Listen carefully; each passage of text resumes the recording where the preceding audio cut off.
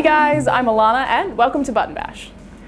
2014 has been a pretty diverse year in games, but the way I see it, 2015 is a whole lot more exciting. Today we're going to run through the major releases coming in the first 3 months of 2015, starting with Dying Light on the 27th of January.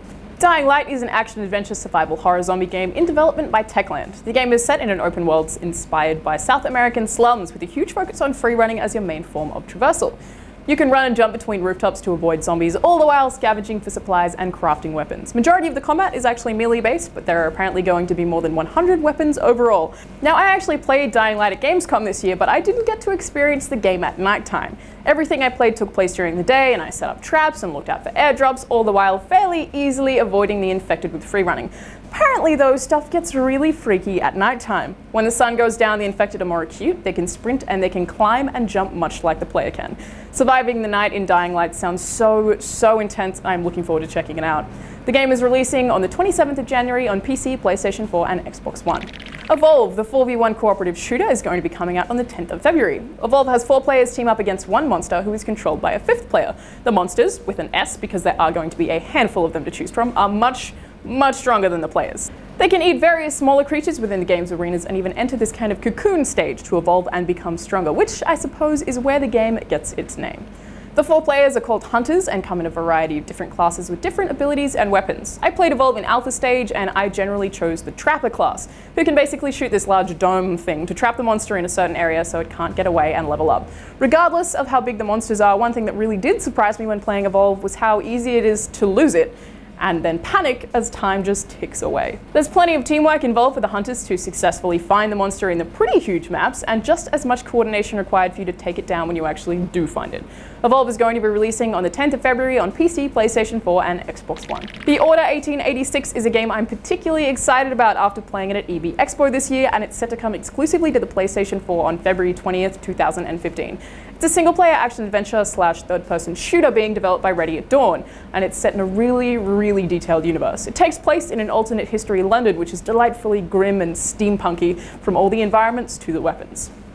An order of knights have been established to protect the world from half-breed monsters that look plenty like werewolves and are pretty damn chilling. It seems as though the Order 1886 kind of teeters between a very Gears of War style third-person shooter, heavily focusing on cover mechanics, and a survival horror when the monsters appear, but it also features loads of unique advanced technology thanks to the Revolution. And even if the gameplay is, as said, extremely similar to Gears of War, what I played of the Order 1886 still managed to feel delightfully fresh thanks to the detail put into the universe. I cannot wait to play this game on February 20th next year when it comes exclusively to the PlayStation 4.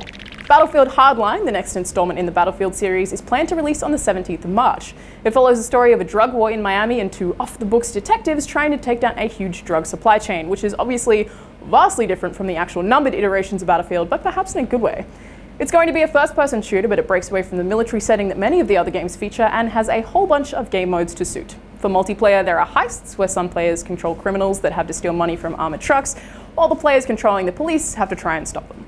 Then there's Hotwire mode, which I actually played and honestly didn't really enjoy that much, where police have to chase down criminals in high-speed car chases, and it really just felt like unorganized mess. I felt like majority of what I did playing Hotwire was just look for the criminals, confused, and it felt weirdly pointless for a first-person shooter. There are a handful of other game modes available though, with plenty of multiplayer goodness, so it'll be interesting to see how it all turns out. Battlefield Hardline is set to release on the 17th of March on PC, PlayStation 4, Xbox One, PlayStation 3 and Xbox 360. On March 24th, Bloodborne, a game that's being directed by Hidetaka Miyazaki, who directed Demon's Souls and Dark Souls, is coming exclusively to the PlayStation 4. Bloodborne looks super gritty and gothic and weirdly shiny. Everything in the game kind of glistens like it's wet. I played this one at EB Expo this year, and the game is very similar to Dark Souls in terms of combat and RPG elements, and probably in difficulty too. I died pretty quick. But you are a lot faster and more agile in combat, and there's a health regain system, which is new. There's also seemingly hugely increased weapon arsenal, with most melee weapons actually being able to transform into 2 separate states, allowing for different approaches to combat. There are even firearms which can stun monsters, opening you up for a critical attack with your melee weapon. Bloodborne is set to release on the 24th of March exclusively on the PlayStation 4. I'm Alanah, and thanks for watching Button Bash.